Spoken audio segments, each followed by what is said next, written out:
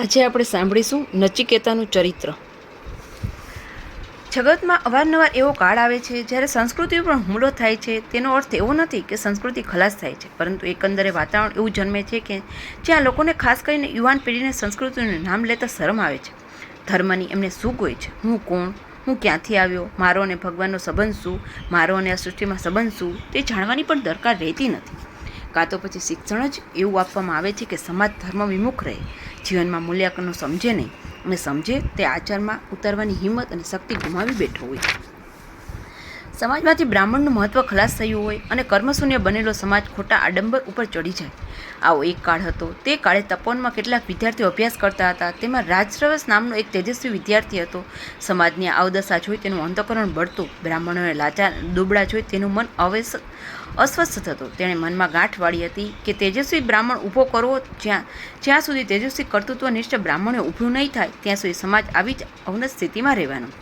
સાંસ્કૃતિક મૂલ્યોનું મહત્વ ખલાસ થયું હોય તો તે પાછું ઊભું કરવા એકમેવ ઉપાય છે બ્રાહ્મણ સત્તા પાછી ઊભી કરવી. તેણે સંકલ્પ કર્યો, હું બ્રાહ્મણ જીવન જીવીશ. પ્રેમથી હું ઘરે ઘરનું બારણું ખોખડાવીશ, ઘરે ઘરમાં નીતિ લઈ જઈશ અને ખલાસ થતા નૈતિક અને સાંસ્કૃતિક મૂલ્યોને પાછા ઊભા કરીશ. ભગવાન સવિતા નારાયણને લાડથી મિત્ર કહેવામાં આવે છે. ઓમ મિત્રાય નમઃ. કારણ કે પ્રાતઃકાળમાં ઘરનું બારણું ખોલો કે તરત જ તમારી સેવામાં તે ઊભો હોય છે. તમારામાં તથા દિવસનો ઉત્સાહ અને થનગનાટ લઈને આવ્યા હોય છે. એક સાચા મિત્રની જેમ તમારી મદદે આવી ઘરને તે પ્રકાશથી ભરી નાખે છે. તે જ રીતે વાસરવેસે લોકોના ઘરમાં પ્રવેશ કરવા માંડ્યો. પ્રેમ અને તેજસ્વી વાણીથી ઘરે ઘરે પ્રકાશિત કરવા લાગ્યો. દિવ્યકાળ પાછો ઊભો કરવા માટે બ્રાહ્મણને ઘસાવવું પડે છે. પોતાના લોહીને ટીપે ટીપું સંસ્કૃતિ માટે ખર્ચી નાખવું પડે છે. જીવનની હરેક ક્ષણ જાગૃત રહી ખર્ચવી પડે છે. અને તે મુજબ વાજસ્રવસ પોતાનું જીવન વ્યતીત કરવા લાગ્યો. તેની દ્રષ્ટિ સમકક્ષ એક જ વાત હતી, સંસ્કૃતિનું પુનરુત્થાન. તેના મગજમાં એક જ વિચાર હતો, બ્રાહ્મણનું પુનરુત્થાન. તેના પગ આ એક જ વાત માટે દોડતા હતા. તેણે મેક્ષમ અન્નનું વ્રત લીધું. પાડેલું ફળ નહીં પણ પડેલું ફળ લેવું. વૃક્ષ પાસે પણ માગવું નહીં. ભગવાન પણ સતત ભરોસો રાખો, તે દાળ રોટલાની વ્યવસ્થા કરશે જ. આવી દુર્દમ્ય નિષ્ઠાથી તેણે કેટલાક સાથીદારો ઊભા કર્યા. અને જ્યારે આવી નિષ્ઠાથી કેટલાક માણસો ઊભા થાય ત્યારે જ સાંસ્કૃતિક મૂલ્યો પાછા ઊભા થાય, સાંસ્કૃતિક નિષ્ઠા ઊભી થાય અને આવો સાંસ્કૃતિક કાળ નિર્માણ થાય. ત્યારે જ સમાજ તમારા દાળ રોટલાની વ્યવસ્થા કરે. તમે તમારી કલા સમાજની સેવામાં ખર્ચો અને સમાજ પોતાના માટે જેણે મહેનત લીધી તેના ઘરે તેનો દાળ રોટલો કૃતજ્ઞતાથી પહોંચાડે. આ દરેક વ્યક્તિનો ધર્મ છે. અને જે કાળે આ સાંસ્કૃતિક વિચાર સ્થિર થશે તે કાળે રામરાજ્ય પાછું ઊભું થશે. જીવિકા મેળવવાના પણ કઈ પ્રકાર છે: ભિક્ષા, વેપાર, ચોરી. ભિક્ષા એટલે ભીખ માગવી નહીં. ભિક્ષા એટલે વેક્ષમ અન્નમ, પડેલું ફળ ન લેવું, ન માગતા સમાજ માટે ઘસાવવું. અને સમાજ કૃતજ્ઞતાપૂર્વક જે કંઈ વ્યવસ્થા કરે તેમાં સંતોષ માની જીવન વ્યવહાર કરવો. પરંતુ આજે ભિક્ષાનો દિવ્ય પ્રકાર ખલાસ થઈ છે. ભીખ ઉપર લોકો આવ્યા છે. ગરીબ ચિત્રે હાલ જ શું ભીખ માગે છે? અરે મોટા મોટા શ્રીમંતો, સોલિસિટરો, ડોક્ટરો, એન્જિનિયરો પણ ભીખ માગતા રહ્યા છે ને. બધા જ માગે છે, ફક્ત માગવાની પદ્ધતિ ફેર છે. એક હાથે લાંબો કરી કરગરે છે અને એક કાગળિયું હાથ આગળ ધરી માગે છે. બીજો પ્રકાર વેપારનો, તે નિંદ્ય નથી પણ દિવ્ય નથી. આજે બધે જ વ્યાપારી પ્રવૃત્તિ આવી ગઈ છે. મંદિરમાં પૂજારી પણ વેપાર કરતો રહ્યો છે. ત્રીજો પ્રકાર એટલે ચોરી. ઓછું આપી વધુ લેવું, કાં તો કંઈ ન આપતા લેવું. 7 કલાકનો પગાર લઈ 3 કલાકનું કામ કરવું એ ચોરી જ છે. પરંતુ જગતની આ વૃત્તિ ફેરવવી હોય તો એકાદ વ્યક્તિએ ઊભું થવું જ જોઈએ. અને વાજસ્રવસ મક્કમતાથી ઊભો થયો. જડવાદનો વંટોળ તેને પોતાની નિષ્ઠામાંથી અંગુષ્ઠ માત્ર પણ ચ્યુત કરી શક્યો નહીં. તે સંસારી થયો. ભગવાને પણ તેની આકરી કસોટી લીધી. કેટલાય દિવસ તેને ભૂખ્યા રહેવું પડ્યું. અનેક આપત્તિઓને તેને સામનો કરવો પડ્યો. પરંતુ પોતાના વ્રતમાંથી તે તલ માત્ર પણ ડગ્યો નહીં. ભગવાન પણ રૂપિયો વગાડીને ખિસ્સામાં મૂકે છે. વાસ્ત્રવની આ નિષ્ઠા જોઈ ભગવાને તેને અપનાવ્યો, ખિસ્સામાં મૂક્યો. ધીમે ધીમે લોકોએ તેના વિચાર અપનાવવા માંડ્યા. તેના દાળ રોટલાની વ્યવસ્થા તો થઈ જ, પરંતુ લોકો સામે પગલે આવી ધનનો ઢગલો તેના પગ પાસે ઠાલવવા લાગ્યા. અવિરત તેનું કાર્ય ચાલતું હતું. હવે તેને દાળ રોટલાની ફિકર ન રહી. હવે તે શ્રીમંત થયો. આ વાજસ્રવસને એક સંતાન હતું. તેનું નામ નચિકેતા. નાનપણથી તે વૈભવમાં ઉછર્યો. એક દિવસ તેણે પૂછ્યું, બાપા, આ બધા વૈભવ શા માટે? બેટા, આ બધું વૈભવ તારા માટે છે. હવે અમે તો વૃદ્ધ થયા છે, પરંતુ તું મોટો થઈ સુખથી તે ભોગવે માટે આ બધું વૈભવ રાખ્યો છે. નચિકેતા તેજસ્વી હતો. તે સિંહનો બાળક હતો. પોતાના પિતાની સાથે તે ફર્યો હતો. તેમની તેજસ્વી વાણી તેને સાંભળાતી હતી. ઉપનિષદનું તેજ પીધું હતું. તેણે કહ્યું, પરંતુ બાપા, તમે જ કહેતા હતા ને કે સિંહ પોતાનું ભક્ષ્ય જાતે જ શોધી લે છે અને ગઈકાલનું ભેગું કરેલું સિંહ તે કંઈ ખાય? હું સિંહનો દીકરો છું ને, તો પછી ગઈકાલનું એકઠું કરીને હું કેમ ભોગવું? આજે મારેલું આજે ખાઈ અને વધેલું બાકીના માટે ફેંકી દે. આ સિંહનું જીવન છે ને? આજે રોટલો મળ્યો તેમાંથી થોડો કરડી બાકીનો પુત્રના ભાગે ભેગો કર્યા કરવો એ સિંહની વૃત્તિ નથી. આ તો કૂતરાનું જીવન છે. કૂતરો આવું જ કંઈક કરે છે ને, અડધો રોટલો છુપાવે, અડધો રોટલો એકાદ અંધારે ખૂણામાં જઈ કરડે. છીછી, મારે આવું જીવન નથી જીવવું. હું તો સિંહ છું. ખરું ને બાપા? વાજસ્રાવની આંખો ભીંજાય. તે પુત્રનો ઈશારો સમજી ગયો. તેણે ભગવાનને કહ્યું, ભગવાન, તારો મારા ઉપર કેટલો પ્રેમ છે. આવો તેજસ્વી બાળક આપ્યો. તેણે પુત્રને વહાલથી પોતાની પાસે ખેંચી પ્રેમભીનું આલિંગન આપ્યું. એક સવારે વાજસ્રવ પોતાના ઘરના ઓટલે બેસી સર્વ દક્ષિણા દાન આપતો હતો. તે સર્વસ્વ આપી ચૂક્યો હતો. પોતાની પાસે રહેલું ગૌધન આપતો હતો. સારી સારી ગાયો અપાઈ ચૂકી હતી અને વસૂકી ગયેલી દુબળી ગાયો દાનમાં અપાતી હતી. તે વખતે બાળ નચિકેતા દોડતો તેના પિતા પાસે આવ્યો. તેણે જોયું કે બાપા તો બધી દુબળી ગાયો દાનમાં આપે છે. તેણે કહ્યું, આવી તે ગાય દાનમાં અપાતી હશે. આવી ગાયો બાપા દાનમાં આપશે તો બાપાની અવગતિ થશે. બાલ સ્વરૂપ રમતમાં પડેલા આ બાળકને ક્યાં ખબર હતી કે તેના પિતાએ સર્વ દક્ષિણાદાન કર્યું હતું. બધું સારું આપી ચૂક્યા હતા. હવે આ વસૂકી ગયેલી ગાયો સિવાય તેની પાસે આપવા હવે કશું જ બાકી રહ્યું ન હતું. પિતા ઉપરના પ્રેમને લીધે તેમને અવગતિમાંથી ઉગારવાની ગણતરી તેણે પૂછ્યું, બાપા, આવી ગાયો તમે દાનમાં આપો છો તો પછી મને કોને દાનમાં આપશો? નચિકેતાને ખબર હતી કે પોતાની પ્રિય વસ્તુ દાનમાં આપવી આવી વસૂકી ગયેલું ગાયો નહીં, અને પોતે પિતાનો વહાલ સોયો હતો. જો પિતા તેનું દાન આપે તો તેમની અવગતિ અટકે. આ ભાવનાથી તેણે આલિસ પ્રશ્ન પૂછ્યો. 4 માણસોની વચ્ચે પૂછાયેલા આવા વિચિત્ર પ્રશ્નથી વાજસ્રવસ થોડા મૂંઝાયા. તેને શું જવાબ આપો તે સૂઝ્યું નહીં, પરંતુ પ્રત્યેકનું દાન યમને આપવું જ પડે છે. તેથી કંટાળી તેને ઉતાવળું કહ્યું, યમને. અને નચિકેતાએ મૃત્યુલોક ભણી દોટ મૂકી પોતાની જાતનું યમને દાન આપવા માટે. આજે મોટી મોટી વાતો કરી લઈએ કે પુરુષોનું પ્રકૃતિ ઉપર વિજય. હજુ તો ચંદ્ર ઉપર પગ ફક્ત મૂક્યો છે, સુધારણાની પહેલી પગથી પણ ચડ્યા નથી. ત્યારે એ કાળે તો ડાયરેક્ટ યમલોક સાથે સંબંધ હતો અને નચિકેતાએ યમલોક ભણી પ્રયાણ કર્યું.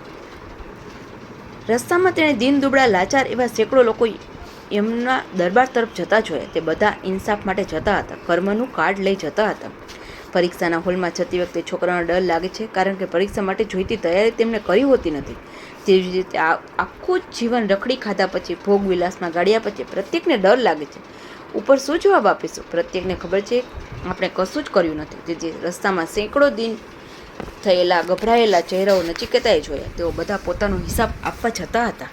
પણ આ બહાદુર હિંમતથી છાતી ઊંચી કરી ચાલતો હતો. તેણે યમદૂતને પૂછ્યું, મારે યમને મળવું છે. તે ક્યાં મળશે? તારે શું કામ છે? મને કહે. યમદૂતે કહ્યું, મને પૂછવાની હજુ વાર છે અને જ્યારે આવીશ ત્યારે પૂછવાની જરૂર નહીં પડે. મને યમનું સરનામું આપો. મારે યમને રૂબરૂ મળવું છે. યમના ઘરે જઈ તેણે બારણું ઠોક્યું. યમની પત્ની આ જિંદગીને પહેલો જ અનુભવ હતો કે મૃત્યુલોકનો માનવ બાળક છાતી ઊંચી કરીને યમના ઘેર આવે. બાળકને જોઈને તે ક્ષણવાર તે ડઘાઈ જ ગઈ. યમરાજ ઘરમાં છે? નચિકેતાએ પૂછ્યું. બહાર ગયા છે. ક્યારે આવશે? 3 દિવસ પછી, કહી યમની પત્નીએ બારણું બંધ કર્યું. નચિકેતાએ ઘરની બહાર અડ્ડો જમાવ્યો. ખાધા પીધા વગર 3 દિવસ તેણે ખેંચી કાઢ્યા. યમરાજ ઘેર આવ્યા ત્યારે તેને ખબર પડી કે એક બ્રાહ્મણ બાળક 3 દિવસથી ખાધા પીધા વગર તેના ઘરની બહાર પડી રહ્યો છે. તારે વિચાર તો કરવો જોઈએ કે નહીં કે આ કેટલો તેજસ્વી બાળક છે. અહીંયા બધા દિન દુબળા બાવરા થઈ આવે છે, ડરથી ગરદન ઊંચી કરી શકતા નથી. ત્યારે આ છોકરો છાતી ઊંચી કરી નિર્ભયતાથી આવ્યો છે. આખા જગત ઉપર જે મૃત્યુનું સામ્રાજ્ય તે મૃત્યુને પણ તેને દાદ નથી આપી. મૃત્યુ સાથે બકરા જેવા થનાર, અરે મૃત્યુને નામથી જેના હોશકોશ ઉડી જાય છે તેવા લોકો ક્યાં અને ક્યાં? આ વીર બાળક, તને એ બે વચ્ચે કંઈ ફેર ન જણાયો? યમરાજે પત્નીને ઠપકો આપ્યો. બાળક, તારું નામ શું? યમરાજે તેને પાસે બોલાવી વાલથી પૂછ્યું. મારું નામ નચિકેતા છે. હું વાજસ્રવસનો પુત્ર છું. અહીં આવવાનું પ્રયોજન? મને મારા પિતાએ તમને દાનમાં આપ્યા છે, તેથી આવ્યો છું. ધન્ય છે પિતા અને ધન્ય છે પુત્ર. માનવ હો તો તમારા જેવો હો. હું ખૂબ સંતુષ્ટ છું. બેટા, વરદાન માંગ, હું તારું કલ્યાણ વાંચું છું. મહારાજ, હું અહીં લેવા નથી આવ્યો, મારી જાતને સોંપવા આવ્યો છું. નચિકેતાએ કહ્યું, હું જાણું છું સિંહના દીકરા સિંહ જોઈ. અરે વાજસ્રવસનું નામ તો ભગવાન વિષ્ણુના દરબારમાં પણ ગવાય છે, અને તેનો તારા જેવો તેજસ્વી દીકરો કોઈની પાસે કાંઈ પણ ન માગે તે હું સમજી શકું છું.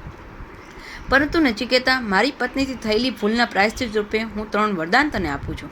તારા જે તેજસ્વી બ્રાહ્મણ પુત્રને મારા ઘરે આવ્યા પછી 3 દિવસ ભૂખ્યા તરસ્યા ઘરની બહાર પડી રહેવું પડ્યું, તેનું મને અતિ દુઃખ છે. મારું કલ્યાણ થાય તે માટે તું 3 વરદાન માગ. આપવાવાળીની કેટલી નમ્ર ભૂમિકા છે. યમરાજ જેવો સત્તાધીશ, જેના નામ માત્રથી આખું વિશ્વ ધ્રુજે છે, તેને પ્રસન્ન કરવો જ મુશ્કેલ છે. અને પ્રસન્ન થયા પછી આ નચિકેતા વરદાન માગવાની ના પાડે છે. વરદાનનો સ્વીકાર કરવા યમરાજ નચિકેતાને વિનવે છે. મારું કલ્યાણ થાય તે માટે તું વરદાનનો સ્વીકાર કર. યમરાજ જેવા પ્રસન્ન થઈ વરદાન આપે છે ત્યારે આ વીર તેજસ્વી કહે છે, હું લેવા નથી આવ્યો, આપવા આવ્યો છું. ધન્ય છે આ ભારત ભૂમિ કે જે ધૂળમાં આવા તેજસ્વી અને દિવ્ય સંતાન નિર્માણ થયા છે. એક કાળે ભારત દેશમાં દાન આત્મકલ્યાણ માટે આપવામાં આવતું. આપનાર અતિશય નમ્રતાથી આપતો અને આજે એ જ ભારત ભૂમિમાં કોઈ આપવા જ તૈયાર નથી. બધા જ માંગણ ભેગા થયા છે. એકાદ કોઈ આપવા ઊભો થાય તો એને એમ જ લાગે છે કે જાણે વિશ્વનો બાદશાહ છે અને લેનાર તુચ્છ શુદ્ર બાપડા જેવો છે. અર્વાચીન ભારત અને પ્રાચીન ભારતમાં આટલો ફેર છે. યમરાજના અતિ આગ્રહ પાસે નચિકેતાએ નમતું આપ્યું. તેણે વિચાર્યું, 3 દિવસ થયા, બાપાની રજા વગર હું ચાલી આવ્યો છું. બાપાને હું સમજી શક્યો નથી. બાપા નારાજ હશે તો, ગુસ્સે થયા હશે તો. તેથી તેણે યમરાજને કહ્યું, પિતાના આશીર્વાદ લીધા વગર હું આવ્યો છું. મારા પિતાજી મારા ઉપર નારાજ ન થાય. પ્રથમ જેટલા વહાલથી મને પાછા અપનાવે એવું વરદાન આપો. યમરાજ ગાલમાં હસ્યા. આ પિતૃભક્ત બાળકને મનોમન ધન્યવાદ આપી તેમણે કહ્યું, અરે ગાંડા રે ગાંડા, મા બાપ તે કોઈ દિવસ પોતાના સંતાન પર ગુસ્સે થાય અને તે વખતે કોઈ વાર થાય તો તે પણ ક્ષણવાર પૂરતું જ હોય ને. કુપુત્રો જાય તે ક્વચિતી કુમાતા ન ભવતી. તું ચિંતા ન કરતો, હું તને વરદાન આપું છું કે તારા પિતા તારા ઉપર ગુસ્સે નહીં થાય. પણ હવે તું બીજું વરદાન માંગ અને કૃતાર્થ કર. મેં કહ્યું, જેનાથી તેજસ્વી થવાય એવી વૈશ્વાન અગ્નિની ઉપાસના મને શીખડાવો. હું અગ્નિ જેવો તેજસ્વી થાવ એવી મારી ઈચ્છા છે. મારા પર અગ્નિ જેમ સ્વાહા અને સ્વાધા શક્તિ નિર્માણ થાય એવું વરદાન આપો.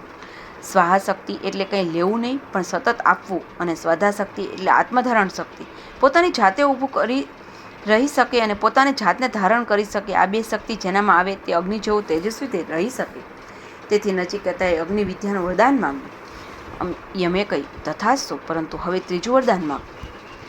પ્રભુ, તમે ખરેખર જ મારા પર પ્રસન્ન હો તો મને આત્મજ્ઞાન આપો, અમૃત વિદ્યા આવડે તેવું વરદાન આપો.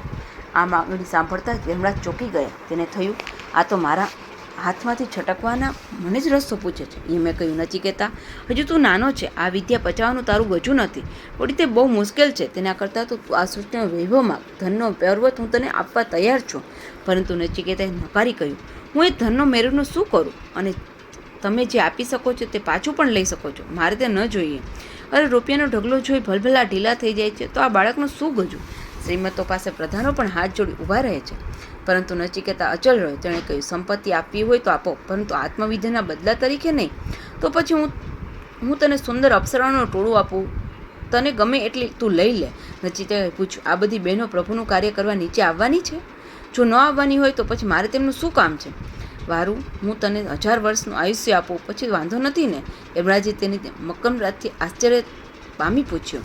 સંસ્કૃતિ વિરુદ્ધ લખાણ લખવાનો 100 રૂપિયા આપવામાં આવે છે અને લખનારા સંસ્કૃતિ દોરીઓ તે લઈ લખે પણ છે. આજ ભારત ભૂમિમાં કયા એ સપૂત તેજસ્વી વીર નચિકેતા કે જેણે સામે આવેલા ધનના મેરુને લાત મારી, અપ્સરાઓને ટોળા સામે ઉપેક્ષા રાખીને 1000 વર્ષના દીર્ઘાયુષને તુચ્છ ગણ્યું? અને ક્યાં આજના આ સંસ્કૃતિ ઘાતક લેખકો જે 100 રૂપિયા જેવી ક્ષુદ્ર રકમ માટે આ પવિત્ર સૂર્ય સામે તેજસ્વી સંસ્કૃતિ ઉપર કાદવ નાખતા પણ અચકાતા નથી? નચિકેતાએ કહ્યું, પ્રભુ, આ બધું હું લઈને શું કરીશ? મને આત્મજ્ઞાન ન મળે તો આ વૈભવ, આ દીર્ઘાયુષ બધું જ વ્યર્થ છે. આ બધાને લઈને શું કરવાનું? ખરેખર જ આ પ્રસન્ન હો તો મને આત્મવિદ્યા આપો. એ સિવાય મારે બીજું કંઈ નથી જોઈતું. યમે નચિકેતાના નચિકેત વૃત્તિ સામે પરાજય કબૂલ કર્યો અને તેને આત્મવિદ્યા શીખડાવી. આત્મજ્ઞાન લઈને પિતા પાસે આવ્યો અને પિતાને ચરણે પડ્યો. પિતાએ તેને વાલથી આલિંગન આપ્યું. તેણે કહ્યું, પિતાજી, આપના જ આશીર્વાદથી હું આત્મજ્ઞાન પામ્યો છું. આપ મને આશીર્વાદ આપો અને તેથી આ વિદ્યા ઘેર ઘેર પહોંચાડો. લોકોને નિષ્ઠાથી કર્મ સમજાવવું, તેમને કર્મની જવાબદારીમાંથી મુક્તિ અપાવો. તેણે ઝૂંપડે ફરવા માંડ્યું અને લોકોને આત્મજ્ઞાનની પગથિયો સમજાવવા માંડી. હું માણસ છું, પશુ નથી. આ જીવનની પહેલી પગથી છે. આજે બધાને જ પોતાની જાતની વિસ્મૃતિ થઈ છે. બધા જ બળદિયાનું જીવન જીવે છે. રોટલો રળવો અને ખાવું આ કંઈ જીવન નથી. રોટલાની સાથે કૃતજ્ઞતા હોવી પણ જરૂરી છે અને પહેલી કૃતજ્ઞતા ભગવાનની હોવી જોઈએ. ભગવાનનું કાર્ય કરી કૃતજ્ઞતા વ્યક્ત કરવો તો બાજુ રહી, પરંતુ આજે તો ભગવાનને યાદ કરવાની પણ ફુરસત નથી. સમાજનો મોટો ભાગ કૃતજ્ઞ થયો છે, બળદિયાનું જીવન જીવે છે. આત્મજ્ઞાનથી બીજી પંક્તિ એટલે હું માણસ છું પણ ભગવાનનો છું એ સમજ જીવનમાં લાવવી. છેલ્લી પંક્તિ એટલે હું જ ભગવાન છું, અહમ બ્રહ્માસ્મિ. ભગવાન મારા મારફતે ખાય છે, પીવે છે, જુએ છે. આ રીતે અધિકાર મુજબ આત્મજ્ઞાનની પગથિઓ તેણે લોકોને સમજાવવા માંડી. લોકોના જીવન આત્મજ્ઞાનથી અજવાળી નાખ્યા. બ્રહ્મસૂત્ર શંકર ભાષ્યની 4 લીટી વાંચી આત્મજ્ઞાન નથી મેળવાતું. સૌપ્રથમ જીવનમાં આ નચિકેત વૃત્તિથી જરૂર નચિકેત વૃત્તિની જરૂર છે. અને સમાજમાં જ્યારે આવી નચિકેત વૃત્તિ નિર્માણ થશે ત્યારે સાચા બ્રાહ્મણો ઊભા થશે. આ બ્રાહ્મણો માનવતાનો ઝંડો રોપશે, કાળના પેટમાં નષ્ટ થયેલા જીવનના મૂલ્યાંકોને પાછા ઊભા કરશે, ધર્મ અને સંસ્કૃતિનું પુનરાધાન કરશે. નચિકેતાની નાચિકેત વૃત્તિ હંમેશા આત્મજ્ઞાન સુખની હશે. એ વૃત્તિ આદર્શની પ્રાપ્તિ માટે કામિની અને કાંચનને પણ મક્કમતાથી હરાવી શકશે. આજે ભારતને જરૂર છે આ નચિકેતાઓની, આ નાચિકેત વૃત્તિની.